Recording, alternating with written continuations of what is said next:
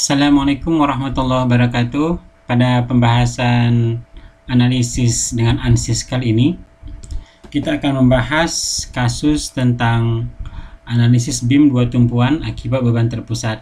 Dalam gambar bisa kita lihat ada sebuah BIM yang ditumpu dengan dua tumpuan, sebelah kiri tumpuan engsel, sebelah kanan tumpuan roll. Dan di antara kedua tumpuan ini diberikan dua buah beban, yang besarnya P1 pada posisi L/4 dari panjang batang, kemudian P2 yang besarnya 6000 Newton, P1 4000 Newton, arahnya ke bawah dan berjarak L/4 dari tumpuan 2. Pada pembahasan sebelumnya kita menggunakan analisis kasusnya itu adalah cantilever. Untuk kasus berikutnya kita menggunakan tumpuan engsel dan tumpuan roll. Nanti kita akan perhatikan bagaimana cara kerja pemberian tumpuan untuk tumpuan engsel dan tumpuan roll. Modulus yang materialnya baja boros 1000, kemudian Poisson ratio 0,3, kemudian luas penampang 10.000 dengan penampangnya berukuran 100x100 dan panjang batang 3000 mm. Berikut pembahasan yang kita lakukan untuk menyelesaikan persoalan kasus analisis BIM dua tumpuan akibat beban terpusat. Baik, pertama sekali kita berikan judul analisis BIM dua tumpuan akibat beban terpusat. Akibat dua beban terpusat.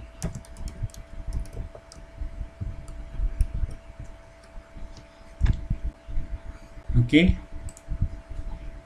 References, jenis analisis struktural. Oke, ini prosesor, elemen type, and edit delete dalam pemilihan tipe elemen. BIM Banoda 188, oke. Close. Memberikan material properties, material props, material models, struktural, linear, elastic, isotropik 200.000, Poisson ratio 0,3, oke. Close. Lalu membuat penampang BIM section, BIM common section. Penampang kita tadi berukuran 100x100, berarti B nya 100, hanya pun 100 mm. Preview jika diinginkan bentuk penampangnya seperti ini. Luas penampang dan inersia dihitung langsung oleh ANSYS. Oke, kalau sudah sesuai, seterusnya kita menggambar dua buah titik dari modeling. Create key point in active CS, key point number 1, 0, 0, apply. Yang kedua, koordinatnya panjang batang tadi 3000, berarti 3000,0, oke. Seterusnya kita menggambar sebuah garis yang menghubungkan kedua buah titik tersebut. Lines, straight line. Kita klik titik 1, klik titik 2, oke. Baru langkah berikutnya adalah memberikan meshing, size control, manual size. Jenis yang mau kita beri meshing adalah garis, maka kita pilih lines, all lines, ya. Dan di sini kita berikan jarak meshnya, ya. Kita berikan jarak meshnya adalah sebesar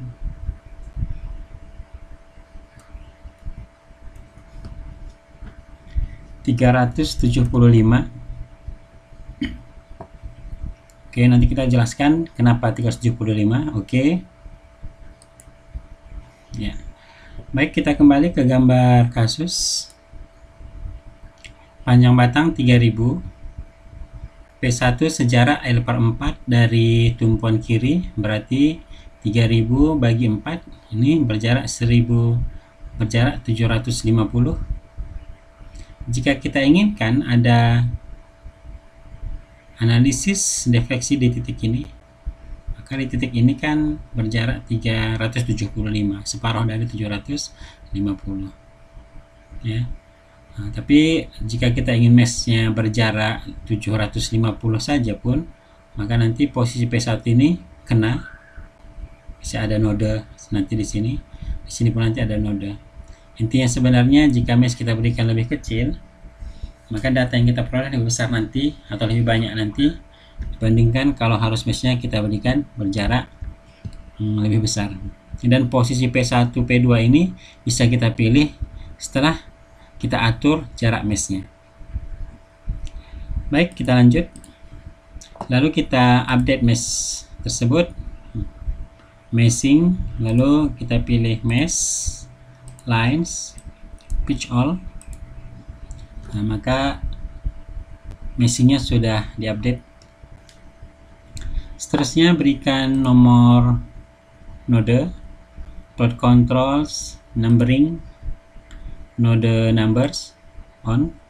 Oke.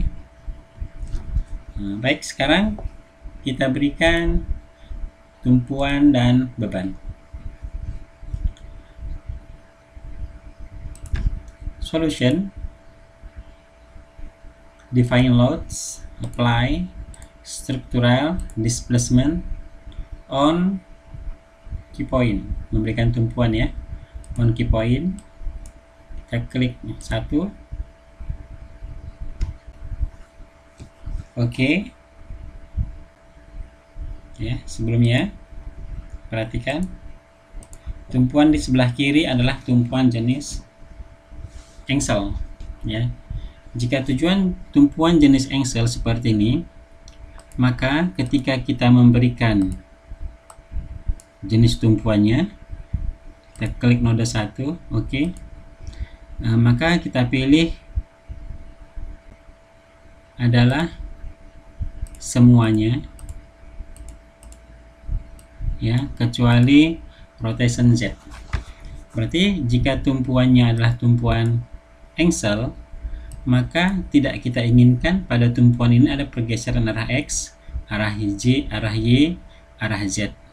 Dan juga tidak ada kita inginkan pergeseran dalam bentuk rotasi arah sumbu X dan arah sumbu Y. Sedangkan arah sumbu Z masih diizinkan ada pergeseran perputaran. Oke, jadi ROTZ-nya saja yang tidak kita pilih. Kita berikan 0. Oke. Seperti ini. Seterusnya kita memberikan tumpuan di node 2. Apply structural displacement on key point. Oke, kita pilih tumpuan 2. Oke. Untuk tumpuan 2, tumpuannya adalah jenis roll. Jadi kalau jenis roll ya, yang diinginkan itu hanya tidak ada pergeseran arah sumbu Y seperti ini. Sedangkan arah sumbu X, sumbu Z, rotation X, Y, Z semua masih diizinkan ada pergeseran atau pergerakan. Oke. Seperti ini. Baik, dua tumpuan sudah kita berikan. Seterusnya kita berikan beban ya, force on nodes ya, on nodes. Beban yang kita berikan itu di nomor 4. Oke. FY, besar bebannya tadi dalam kasus kita di soal adalah sebesar 4000 Newton. Karena arahnya ke bawah, berarti kita berikan minus 4000. Oke. Kemudian ada lagi beban di node nomor 8. Berarti kita ulangi, struktural displacement, sini force ya, kita pilih force on nodes, kita klik, lalu kita berikan di nomor 8. Oke. besarnya adalah 6000 arah Y ya, 6000 arah Y. Oke, baik. Di sini sudah selesai pemberian tumpuan juga pemberian beban. Seterusnya program kita ini kita eksekusi, solve current ls. Oke. Semoga sukses. Iya, solution is done muncul ya. Jadi program yang kita berikan ini langkah-langkahnya sudah oke, tidak ada data yang tertinggal. Close. Oke. Baik, sekarang kita akan tampilkan hasil yang diinginkan. Seperti biasa, awal-awal sekali kita menginginkan reaction solution ya. Jadi general post proc, list result, reaction solution, all item, oke. Jadi inilah besar reaksi yang terjadi pada tumpuan.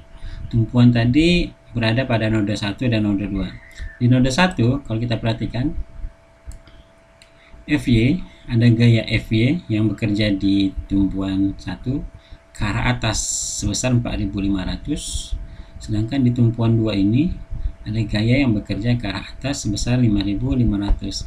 Jadi kalau kita perhatikan 4500 dengan 5500, jika kita jumlahkan hasilnya adalah 10.000. Dan kedua tumpuan ini jelas mengcover beban yang besar yang tadi di sini 4000, satu lagi di sini 6000. Dan kalau kita perhatikan karena beban paling besar itu ke arah node 2, maka otomatis node 2 atau pada node 2 lah reaksi lebih besar terjadi dibandingkan dengan node 1. Itu logikanya ya. Oke, baik, demikian. Sedangkan untuk momen-momennya nilainya tidak signifikan. Itu untuk besar reaksi pada tumpuan. Close.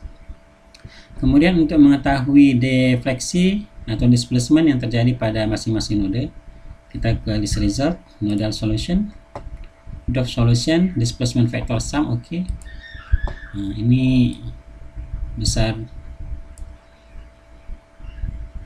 defleksi yang terjadi. Jelas ya, defleksi yang terjadi itu paling besar di node nomor 6, karena node nomor 6 adalah posisi paling tengah.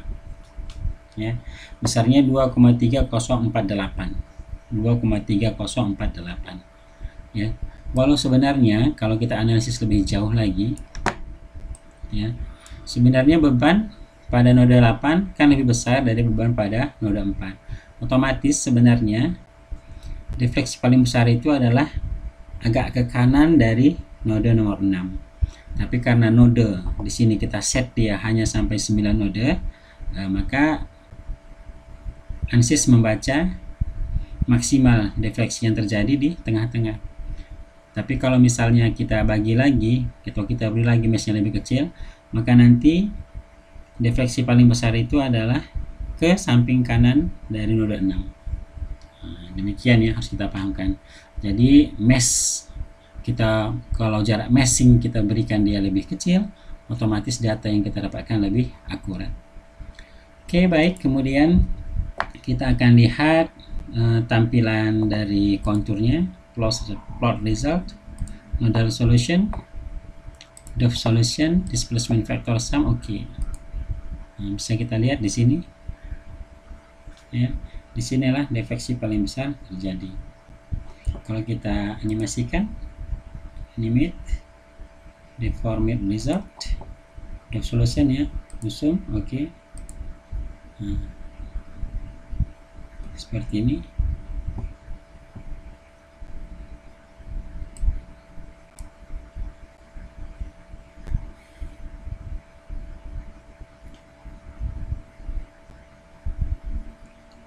Oke ya, ini animasi defleksi. Sedangkan untuk menampilkan tegangan von Misesnya, maka tampilan gambar kita ini yang hanya dalam bentuk garis, kita tampilkan dalam bentuk solid. Jadi plot control, style, size and shape, display of element kita on kan. Oke. Seperti ini kondisinya. Ini juga masih dalam tampilan defleksi. Ya, kalau kita animate deformate result, zoom ya, oke. Nah, seperti ini bisa kita lihat. Kita percepat.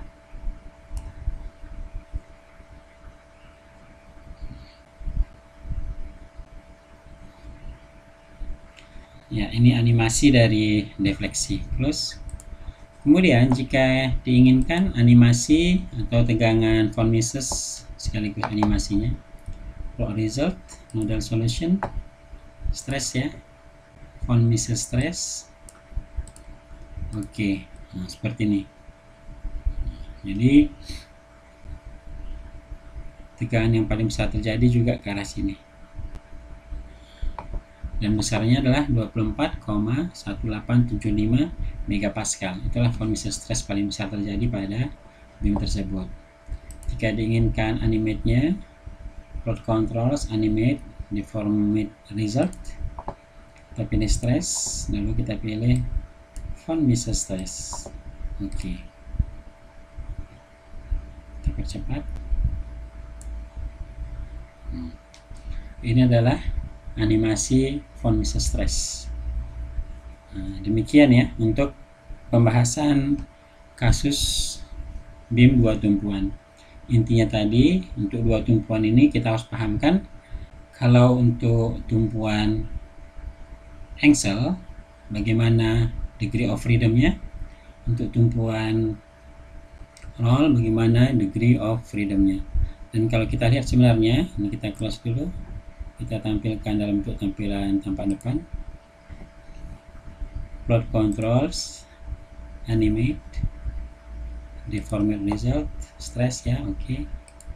Nah, seperti ini. Yuk kita analisis sedikit di sini. Ini tadi tumpuannya tumpuan roll. Tumpuan roll tadi bagaimana?